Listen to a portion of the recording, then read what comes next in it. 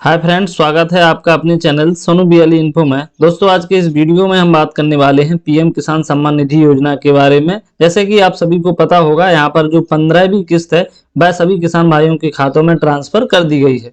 लेकिन फ्रेंड्स, हमारे कुछ किसान भाई ऐसे भी हैं जिनके अकाउंट में वह जो किस्त है वह नहीं आई है। तो क्या कारण है, किस वजह से उनकी जो किस्त है वह उनके खाते में नहीं आई है? अगर आपकी भी किस्त नहीं आई है तो आप इसको कहां से चेक कर सकते हैं, यानी कि क्या कारण है, उसमें कारण हमें पता कैसे चल सकता है। तो आज की इस वीडियो में हम आपको इसी के बारे में पूरा प्रोसेस बताने वाले हैं। तो चलिए फ्रेंड्स, हम वीडियो को स्टार्ट करते हैं और आपको पूरा प्रोसेस बताते हैं किस तरीके से आप चेक कर सकते हैं।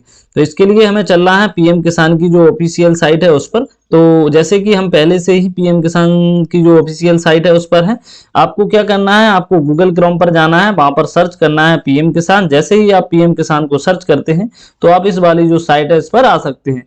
अगर आप मोबाइल में कर रहे हैं तो मोबाइल में आपको एक ऑप्शन दिखाई देता है, क्योंकि हमें ये बहुत सारे ऑप्शंस दिखाई दे रहे हैं या हमें कभी कभी मोबाइल में ये ऑप्शन नहीं दिखाई देते हैं। तो हमें यहाँ पर प्रीव्यू वाला जो ऑप्शन है इस पर क्लिक करना है, तो हमें सारे ऑप्शंस दिखाई देने लगेंगे। हमें थोड़ा नीचे की तरफ स्क्रॉल करते जाना है तो ये सारे ऑप्शंस हमें दिखाई देने लगेंगे।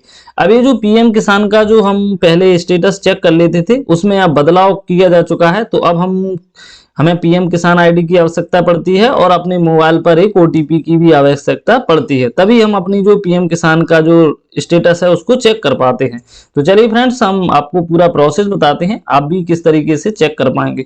तो हमें यहाँ पर नाउ योर स्टेटस लिखा हुआ है, इस पर हमें क्लिक कर देना है। जैसे ही हम इस पर क्लिक करते हैं तो हमारे सामने कुछ इस प्रकार से एक पेज ओपन हो जाता है।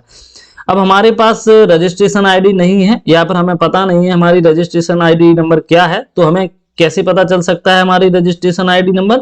तो आपने जिस मोबाइल नंबर से केवाईसी की होगी उस मोबाइल नंबर से आप अपने रजिस्ट्रेशन नंबर आईडी भी निकाल सकते हैं।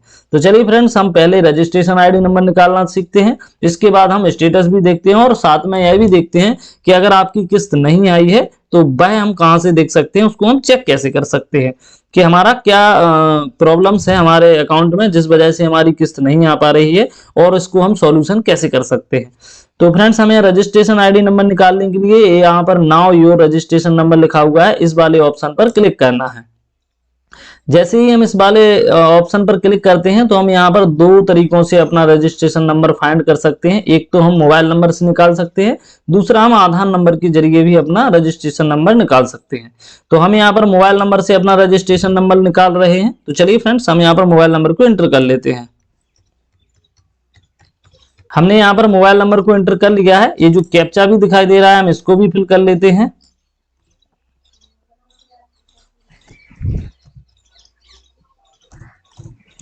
कैप्चा फिल करने के बाद हमें यहाँ पर गेट मोबाइल ओटीपी पर क्लिक करना है। जैसे ही हम इस पर क्लिक करते हैं तो हमारे एक मोबाइल पर ओटीपी भेज दी जाती है। चलिए फ्रेंड्स, हमारे मोबाइल पर ओटीपी आ चुकी है, हम उस ओटीपी को फिल कर लेते हैं।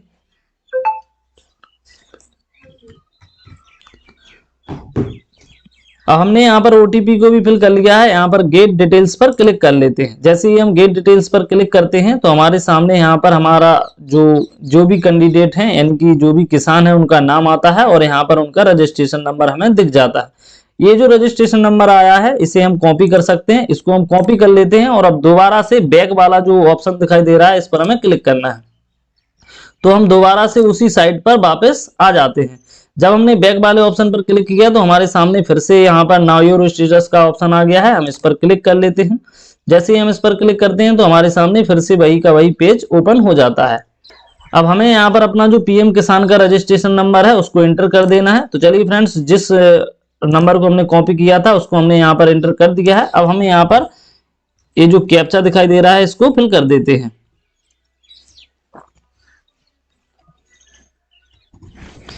कैप्चा फिल करने के बाद हम यहाँ पर गेट ओटीपी पर दोबारा से क्लिक करेंगे। अब ये जो ओटीपी है हमारे मोबाइल पर दोबारा से सेंड की जाएगी। अब फ्रेंड्स, मैं आप लोगों को बता दूं कि पहले हम बिना ओटीपी के द्वारा भी अपना जो डिटेल्स है उसको चेक कर लेते थे, लेकिन अब यहाँ पर हमें ओटीपी की आवश्यकता पड़ती है। चलिए फ्रेंड्स, हमने यहाँ पर ओटीपी को एंटर कर दिया है। अब हम आगे की डिटेल्स को जान लेते हैं, यानी कि हम यहाँ पर गेट डाटा लिखा हुआ है इस पर हम क्लिक करते हैं और हमको पूरा जो भी हमारा स्टेटस है वह चेक हो जाएगा। तो फ्रेंड्स हमने यहाँ पर अपना स्टेटस निकाल लिया है। यहाँ पर हम देख सकते हैं कि हमारी जो कितनी किस्तें हैं अभी तक हमारे अकाउंट में क्रेडिट हो चुकी हैं। यानी कि जो हमारे अभी तक हमारी जो केवल 13 किस्तें हमारे अकाउंट में आई हैं, जो कि अभी जो 13वीं किस्त आई है वह 23/7/2023 को हमारे अकाउंट में आई है। अब फ्रेंड्स मैं आप लोगों को बता दूं कि हमें हमारी जो 2 किस्त नहीं आई हैं भाई क्या कारण है, या फिर आपकी अभी जो 13वीं किस्त है ये भी नहीं आई है, या फिर जो अभी तक हमारी 15 किस्तें गिर चुकी हैं, उनमें से जितनी भी किस्तें आपकी नहीं आई हैं तो उनमें हम चेक कैसे कर सकते हैं, क्या कारण हो सकता है, ये सारी स्टेटस हम कहाँ से चेक कर सकते हैं और कैसे हम इसको सही कर सकते हैं। यहाँ पर जो एलिजिबिलिटी स्टेटस है इस पर क्लिक करेंगे। जैसे कि यहाँ पर लिखा हुआ है लैंड सीडिंग स्टेटस, यहाँ पर चेक मार्क्स लगा हुआ है, एस लिखा हुआ है, यानी कि हमारी जो लैंड सीडिंग है वह हमारे जिस जो प्रोफाइल है, यानी कि हमने जब फॉर्म को फिल किया था उसमें हमारी जमीन का उसमें विवरण दिया गया था। तो यहाँ पर तो हमारा सही है। यहाँ पर केवाईसी स्टेटस भी सही है। अगर आपकी केवाईसी नहीं हुई है फ्रेंड्स तो यहाँ पर आपको यहाँ पर क्रॉस वाला बटन दिखाई देगा, तो आपको यहाँ पर अपनी केवाईसी करवा लेनी है। यानी कि अगर आपका आधार कार्ड बैंक सीडिंग स्टेटस, यानी कि अगर आपका आधार कार्ड बैंक में सीड नहीं है तो भी आपका पैसा आपकी किस्त रुक सकती है, तो आपको अपना जो बैंक अकाउंट में आधार कार्ड को दोबारा से लिंक करवा लेना है। या फिर आपका क्या हो सकता है, आपकी जो अकाउंट है उसमें डीबीटी लिंक नहीं हो सकती है। अगर आपकी डीबीटी नहीं है लिंक तो भी आपका पैसा रुक सकता है। तो फ्रेंड्स आपको क्या करना है, मैं आपको एक अच्छा सा तरीका बताता हूं जिसकी वजह से आपको ना ही बैंक जाने की आवश्यकता पड़ेगी और ना ही आपको कुछ करने की आवश्यकता पड़ेगी। आपको क्या करना है, आपको कोई भी एक अदर बैंक में अपना अकाउंट ओपन करवा लेना है। जैसे कि मैं आप लोगों को बता दूं, आप यहां पर इंडियन पोस्ट पेमेंट बैंक में अपना अकाउंट ओपन करवा सकते हैं। अगर आप इंडियन पोस्ट पेमेंट बैंक में अपना अकाउंट ओपन करवाएंगे तो आप उसमें क्या क्या, जैसे कि जब आप इंडियन पोस्ट पेमेंट वाला अकाउंट ओपन करवाएंगे तो उसमें आपका डीबीटी लिंक हो जाएगा, आपका आधार भी लिंक हो जाएगा, आपका मोबाइल नंबर लिंक हो जाएगा, यानी कि आपका सारे स्टेटस यहाँ से चेक्स हो जाएंगे। तो फिर आपको जब आपका अकाउंट ओपन हो जाता है तो आपको कुछ नहीं करना है, ये सब कुछ ऑटोमेटिकली ही ये Aadhaar bank account seeding status yes हो जाएगा, ये सारी प्रोसेस ऑटोमेटिकली ही सही हो जाएगी।